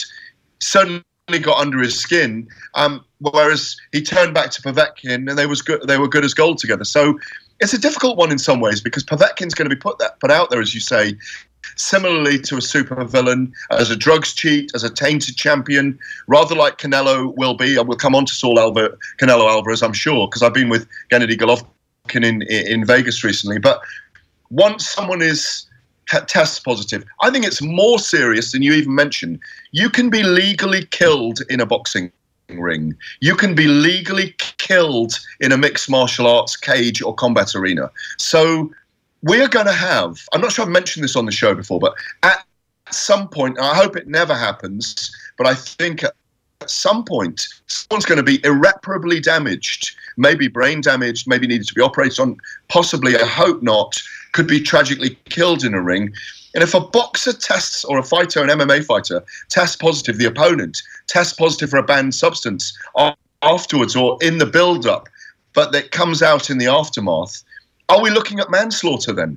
These are the issues we're dealing with. It's not jumping over hurdles. It's not running 100 meters quicker than another man or woman. It is punching someone, as you say, to render them unconscious, and you can legally die in a combat arena. That's the seriousness of the issue that we're facing when someone tests positive for a banned substance that enhances their weapon, which is themselves, of course. Yeah, it's really grim. It's really grim. And like my kind of my first full understanding of this was when Andy Lee spoke about fighting in the States against Julio Cesar Chavez Jr., who in the aftermath of that fight, the testing was not properly conducted. Chavez Jr. comes out as this absolutely massive human being, and you know, you're thinking like you fear for the life of somebody who you know and trust and respect, and who you know has gone about things the right way. And from that point forward, I was like completely out on. Not that you wouldn't have been beforehand, but like it actually brings home the point that you're making, that it could lead to a mass slaughter. And like it's like you say, you get behind that boxer who you believe is honest in their work, then, and who hasn't taken to ulterior or alternative methods to build, you know, their weapon of choice, which is their arms, their physique, their legs, their neck, all those things. So yeah, I mean, there won't be anyone that wants Povetkin to win. He'll be a massive hate figure, if you like. But I think he's got 11 weeks. I suspect he'll say he didn't know he took it. Something was tainted in what he took. He's never come out and admitted to being a cheat. And you know, but I think it's an opportunity for him to say, "Look at me! I've been given a second chance here." Because he is a quiet, respectful man. And you know, as I said, we saw Joshua and Baby Gerald Miller going at it yesterday. Joshua and Povetkin being incredibly respectful to each other. Is it only me and you talking this morning, Jeff? No, Owen's here as well, yeah. Gareth, just on that, it's interesting that you finished on that point, because that's exactly what I wanted to ask you about, the Joshua and Miller exchange yesterday, which seemed to be quite an honest sort of explosion from Anthony Joshua. As you say, we don't see him use expletives, much less do we see him ever get angry in those sort of press conference moments. But at the same time, you Google Anthony Joshua this morning, and that's the first thing you see. And this is an Anthony Joshua who Eddie Hearn is trying desperately to make a massive brand over in the United States. It's almost as if Anthony Joshua could wake up this morning and thinks to himself, I need to do a little bit more of that if I'm going to make this potential Wilder fight one day the super fight that it possibly can be. You're saying a little bit more of it, yeah? Yeah. I completely agree.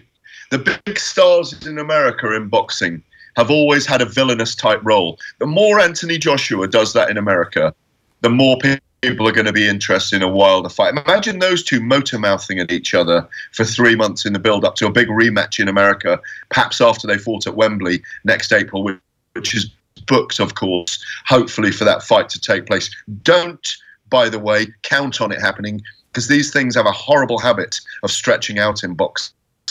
And it might be a rematch with Parker or a rematch with Dillian White next April. You never know. But I agree, it caused some waves in America. It caused the right kind of waves. And you know, apart from the words itself and youngsters watching the stream on Facebook and that kind of thing, I liked the way that Joshua said, listen, I'm standing here with 4 belts. Who are you chirping in the background? Who do you think you are? I mean, listen, I love Big Baby Gerald Miller. I'm friends with him. He's a great character. But I thought Joshua put his flag in New York and said, listen, I'm the champion. I'm carrying 4 belts in my arms, a bit like me with these dimples showing, Joe. I've been in the gym, yeah? We can go 3 rounds if you want. I've only got 75 seconds in me, so if you can avoid me for 75 seconds, I'll have to call a cab, or maybe even an ambulance at the end of it. But no, the point is, I agree. He laid his mark down. So listen, I'm here. I'm the champion. Don't you chirp away over there. This is my moment now. And I think it might have been caused, you know, by the fact that Big Baby Gerald Miller turned up late for the photo call and the press conference and forced his way in Eddie Hearn. And Joshua, for the first photo shoot, was right on the outside. And you could tell in his face and body language he wasn't happy about it. But I think it was great for the publicity, as you say. We need these kind of things happening. I think an all-out brawl yesterday on the day DAZN launched their kind of their publicity for the first events in Bellator and with Matchroom, and of course they've got the World Boxing Super Series. Would have been a bit of a disaster for them. It would have caused a lot of hits and a lot of controversy. But I think it went as far as it needed to go on the day. But I tell you, this OTT streaming service. Once we start streaming, me and Ger in a trilogy fight from your studio, we'll be doing big numbers. It's all about digital. It's all about streaming. I'm not getting my head shaved for it. I think you will, Ger, when I beat you into a hole. And and we do it for charity. Yeah, $9.99. Mixed martial arts. Yeah, no about that. The 75 seconds, I like my odds of being able to run for at least 60. That's about as far as I could get. Before we let you go, and you've been really good with your time, what was the story with Triple G? On a scale of how annoyed he is about what's gone on with Canelo, where is he at the moment? Has he made some peace with how they have arrived at the process of the rematch? I think he's annoyed about. Well, he's clearly annoyed about the two positive tests for clenbuterol in out of competition testing. We're on drugs again, aren't we? You know, the two out of competition drugs tests that Canelo tested positive for in Mexico when he was training. There has been a lot of cases of tainted meat there because they do inject animals with steroids over there, so it is possible. But you know, there's a lot of people that don't go with that. So there's Triple G being annoyed about that, but more annoyed about the fact that Canelo wasn't able to face him on May the 5th, and that he had to have that fight in between.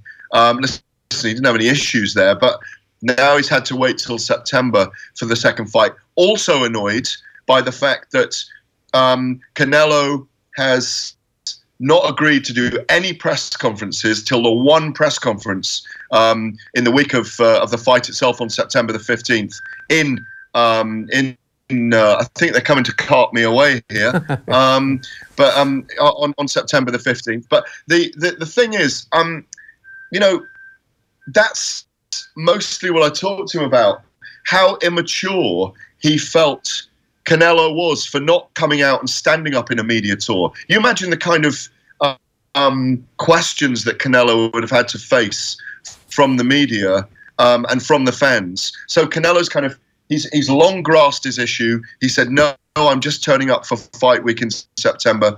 Golovkin really wants to prove something this time around. I don't think there's anyone out there that thinks that Canelo won that first fight. He was very lucky to have got a split draw on the judges' cards. We all feel Golovkin clearly won that 8 rounds to 4 or 7 rounds to 5. He's a year older. Canelo's a year older, which suits Canelo.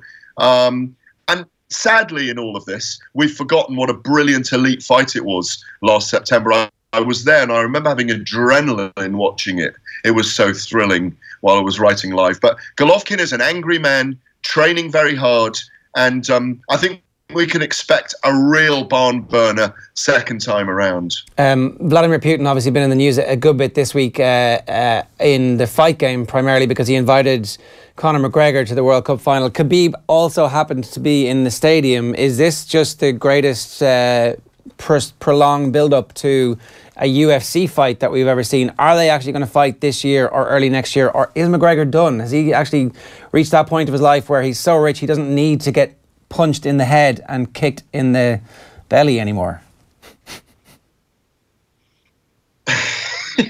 You just prefaced the first punch I'm going to land on you.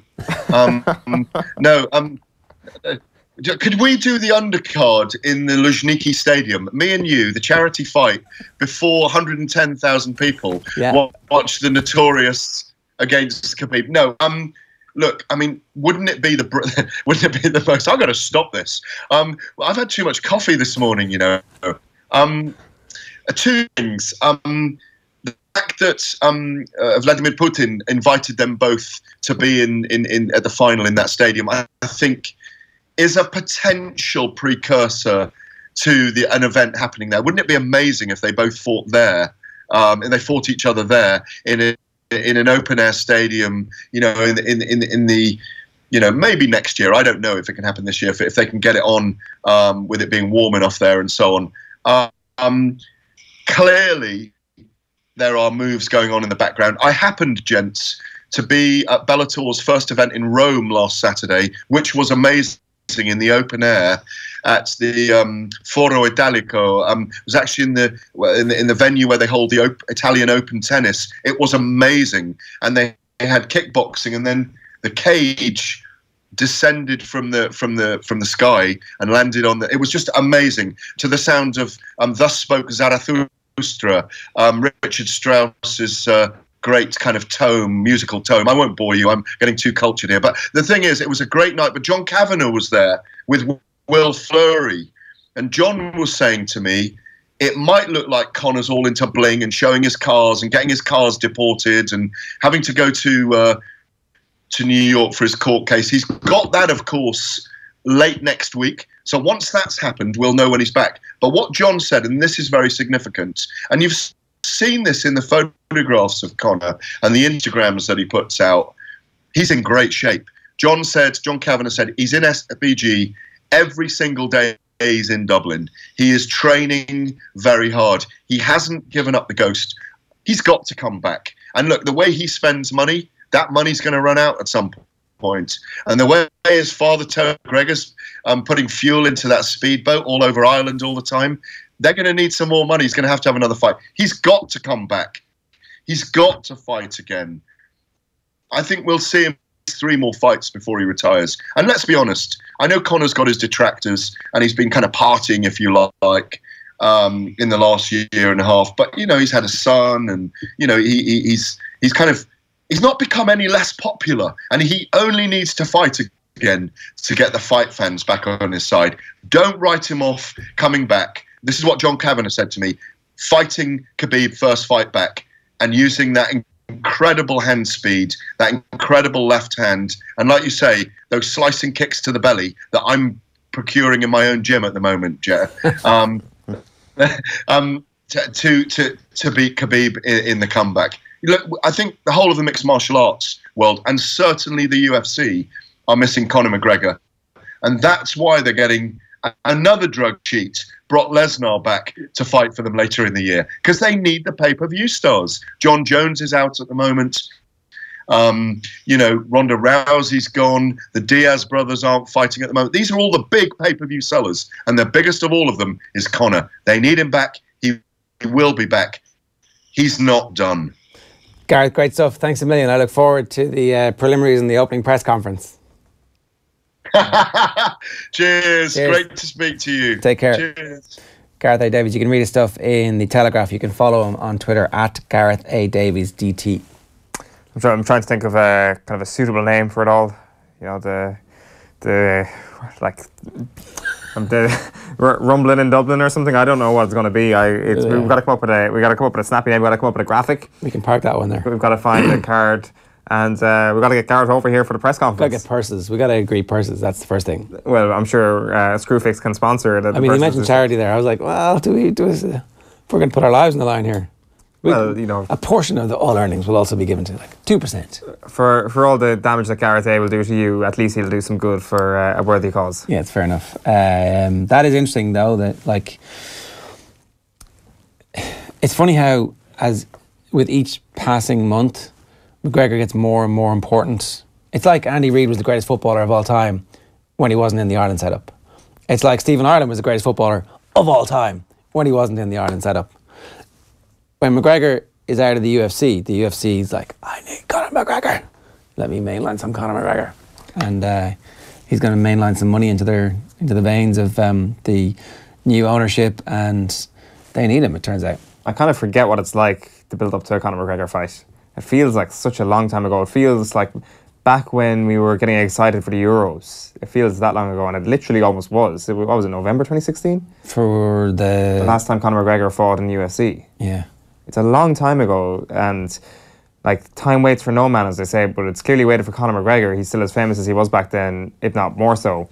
Obviously, he's had the Mayweather fight since then. The notion of them fighting in the Luzhniki, though, like... That would be unbelievable. What they could do is sign a 2-fight deal. So one is in Vegas at Christmas, and then the other's in the Luzhniki this time next year. And it's like a guaranteed... Like, they were saying, I was chatting to Niall McGrath about this just yesterday. He was like, could they fight in Russia? Is that what that was all about? And he's like, no, it has to be... For American pay-per-views, it has to be in on a time zone that works for them. But, like... Put the fight on at some weird local time in Moscow and take the massive amount of cash that you'll get from Russia for having the fight there, because they want to have the fight there. And, you know, everybody gets paid just the same amount of money. Yeah, like it could be kind of a nice sort of sideshow to whatever they're calling the current political situation. The hot peace, isn't it? Instead of the Cold War, the hot peace, the current Trump-Putin thing, it's like you have the hot peace, but we've got the hot peace in the octagon right now, which is going to be Khabib Nurmagomedov against Conor McGregor. And suddenly you're like, is Conor McGregor being used as a tool by the United States as a political mechanism? Who knows? It just seems like timely that we would have this fight in the Luzhniki. Yeah. All right, let's move on. Richard Cooper was on the show last night. He spotted a few News Talk personalities while he was in the office. I sound like Pat Kenny, lackadaisical, which is of course incorrect. The correct term is lackadaisical, and you'll find in the dictionary, lackadaisy was said by Joe Kinnear. Of course, I'm a great football fan, as you know, Joe. I'm a huge United fan, and yes, I'm a great fan of Pogba, Paul Pogba, and 80% of his passes were completed with his right foot, controlled with his left. And yes, I like mucking in with all the guys at the Aviva Stadium in the corporate section where we really let loose. I saw Ivan Yates out there as well, by the way. He's actually lost a lot of weight, hasn't he? Has he been doing a lot of cycling? But he's also as the quiet as I've ever seen him. In 30 seconds, he didn't say a word from going in and out of the kitchen. So Richard, who obviously has been hanging around the office quite a bit. So yeah, great stuff from Richard Cooper. All of those videos are available and you can check them all out on our Twitter and YouTube feeds, youtube.com/offtheball for that. Going to talk to you about your favourite GAA jerseys in a minute, but we want to talk a bit more about the situation at Bray. Last night, Bray footballer John O'Sullivan was on the show. Here he is talking about the wider impact of this story, what's going on at Limerick, and that constant drumbeat of difficulties that the league is having at that level versus the top level where everything looked to be going rosy for a couple of years. Here he is talking about how this is going to impact the League of Ireland generally. There's a massive picture to this. Like, what does this say to the up-and-coming footballer? Does it tell the up-and-coming footballer, your dreams are just dreams? Face up to reality and don't bank on the League of Ireland. Get a part-time or a full-time job. At the moment, unfortunately, it says you better play for the top 3 or 4 or 5, otherwise you'll be looking over your shoulder. I think that might be the message, unfortunately. Of course.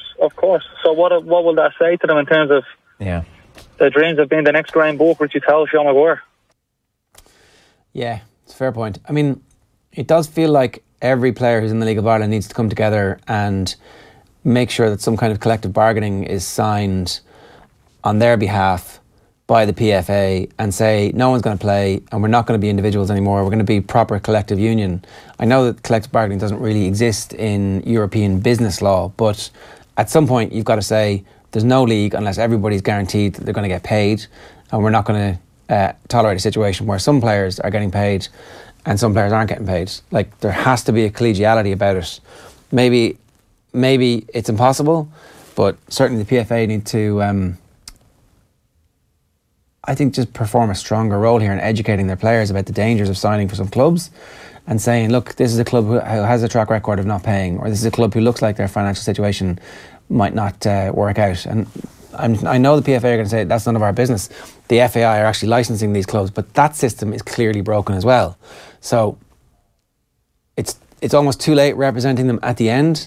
You kind of need to be at the situation where you're saying we're a proper players' body and we're organised to the point where we understand what the average salary is and we understand that this is what you can realistically expect to make if you're a League of Ireland footballer, and these clubs are definitely going to be able to pay you because we've done our due diligence on them.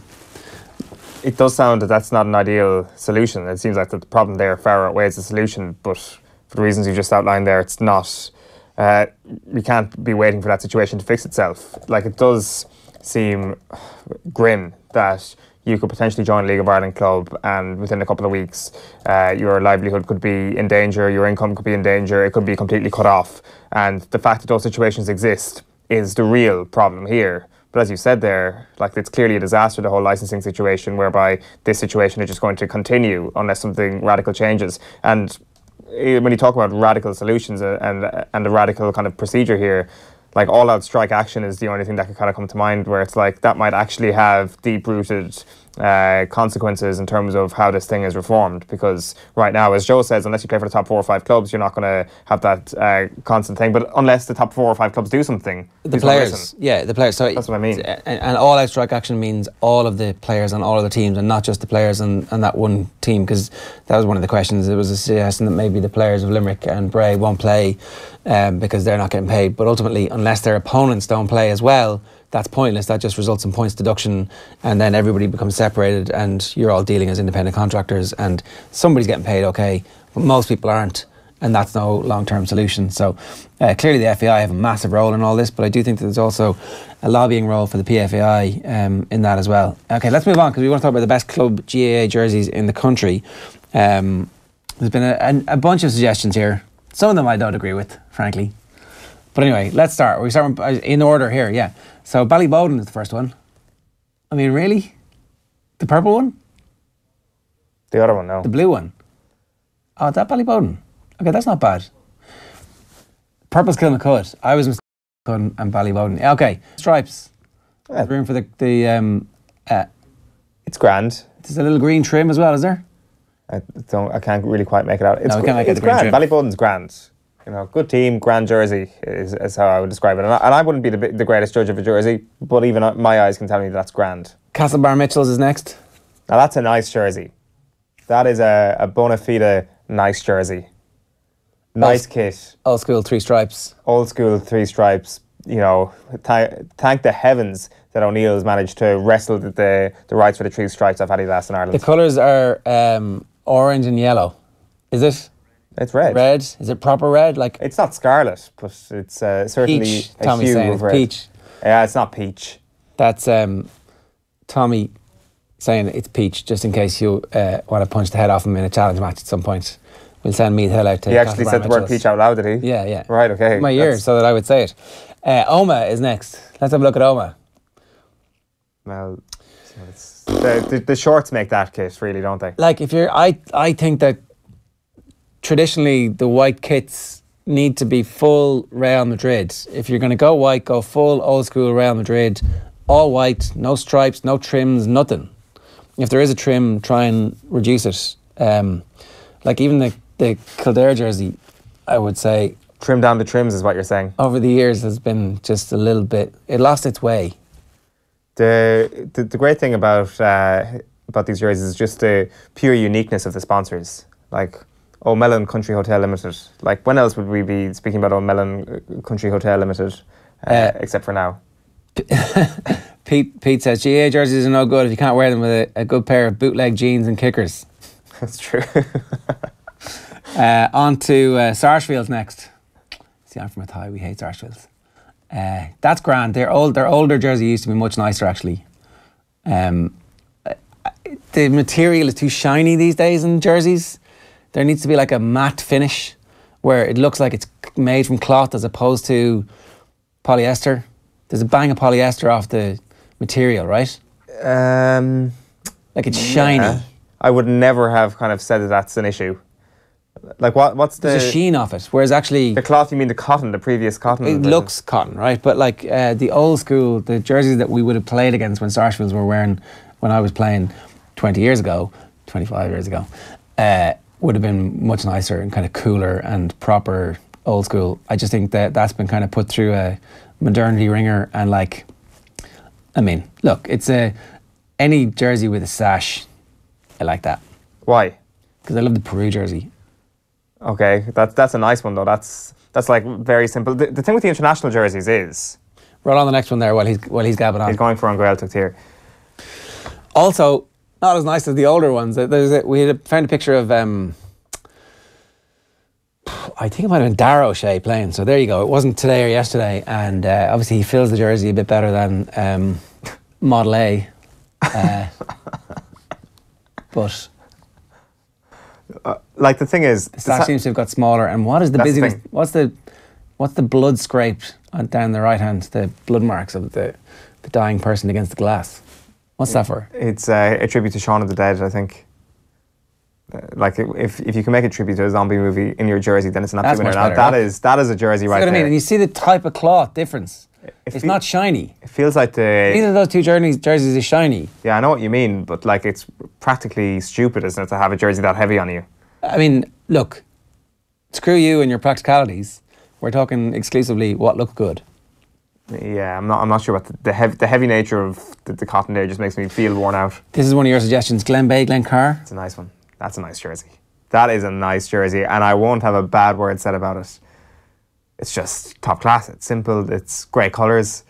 The red and black is great, but I think it's only grand, no? When I was in school, those shorts were absolute top class equipment if you had them. They were very rare to get your hands on. Glenbeigh? Yeah, we wouldn't have been in that area or anything, but the Glenbeigh shorts. And the UCC jerseys, obviously, which I know isn't a club. But, well, actually, the USCO competes in the club championship jersey, so the same sort of colour scheme. Yeah, there's UCC. You're ruining our... And we're going to finish with the best one, UCC, but we've got one in between now, so... Okay, right, okay. I've ruined everything. I forgot that UCC, of course, plays in the club championship. Yeah, I mean, and even that one isn't the best UCC jersey of all time.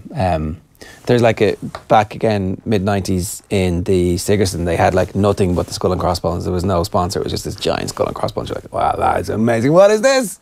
Who are these lunatics? What about Nemo? Nemo's pretty good, isn't it? I like Nemo. Nemo and Glenbeigh, for me, there were two of my suggestions. I adore those two jerseys. I think they're fantastic. Well done by you on picking your own two favourites from your own list. We've one more. Meath Hill, go on, there it is. Hey! Oh! Did you see the video of Meath Hill doing the rounds? Eamon McGee cursing and swearing and saying no more pre-match huddles, lads, unless you actually have something to say. And then didn't they go out and win the league? No, they haven't. Oh, it's gone to replay. They didn't. Oh, after extra time. He's getting ahead of himself. He said into your ear, yeah, we've got it run. In the bag, Ger. That's what he said into my ear just there, Tommy. We'll kill those lads. They won't keep the ball kicked out to us. What? I couldn't hear what he's... Oh, actually, there's one other thing before we wrap up this morning. It's, we've been speaking about what the legacy of England's footballers will be. This is the legacy of what England's World Cup efforts will be. They've been rewarded with a prime parking spot at their local Lidl, so they don't have to leave the tournaments empty-handed. Let's have a look at some of these parking spots. Here is Harry Kane. Is that Harry Kane? Chingford. Always dream big. Well done, Harry Kane. Doesn't even look like him. In Chingford. This is Jordan Pickford. That's Washington. That's Wayne Rooney. And there's the man himself, Gareth. Crawley. If you've got a car park space in Crawley's Lidl, you've won life. Another Wayne Rooney. Another Kieran Trippier. That's in Bury. Reserved for Kieran Trippier whenever he goes up to do his bits. If I'm a professional footballer, I'm shopping at Marks and Spencer. All right. OTB AM is live with Screwfix.ie, championing the trade with a choice of over 20,000 quality trade products. That's pretty much all we have time for today, but we do want to hear from the Monaghan people who are painting their sheep and going generally buck mental this week, because it's your 1 week where you have to think about being in an All-Ireland semi-final, and there's only one thing to do, and that's beat Kerry at home. Easy. You're being written off. This is the 1 week where you are being written off. Who's writing them off? The bookmakers. They're 2-1. It's a 33% chance that they're going to win a whole match. Come on. If that's not 17% insulting, nothing is. I do fear on Sunday showing up to Clonus and nobody's there. It's just like me and the other 400 Kerry supporters who made the journey, and it's like, haha, the game's in a scheme. Surely more than 400 people from Kerry are going to go. Surely loads of Kerry people are going to go to this game. But hopefully, it is a 4 o'clock game on a Sunday. But there's lots of Kerry people who live in Dublin. Yeah, I'm sure everybody from Dublin's going to go. Yeah. I'd like to think so, yeah. There's Kerry supporters everywhere. They wouldn't be as powerful as the old Mayo Mafia now. That would be, they are literally everywhere. Despite the population figures we talked about earlier, it's just a ridiculous amount. But hopefully. It is one hell of a journey though, the game finishing at 5:30. Yeah. And then a 6-hour trek home. Yeah. For work on a Monday, so it's not ideal. But that's the way it is. The game has to be on television, and you know what? We're calling for more games on TV, so you can't win all your battles, sure. Yeah, okay. Andy Lee is chatting to Andy Booth on tonight's show around about 7 o'clock. That show kicks off, so more boxing coming your way this evening. And Adam Booth always, even when we had him on the background of our Ryan Burnett interview, he was pretty interesting that time, so he'll be brilliant tonight. He does have Ryan Burnett and Michael Conlon in his stable at the moment, so well connected to talk about the future and /present of Irish boxing as well. We're back tomorrow morning from 7:45 AM, bright-eyed and bushy-tailed. Hassle us on Twitter at @OffTheBallAM, or of course subscribe, youtube.com/OffTheBall. Good luck. OTB AM. Thanks to Screwfix.ie. Championing the trade with a choice of over 20,000 quality trade products.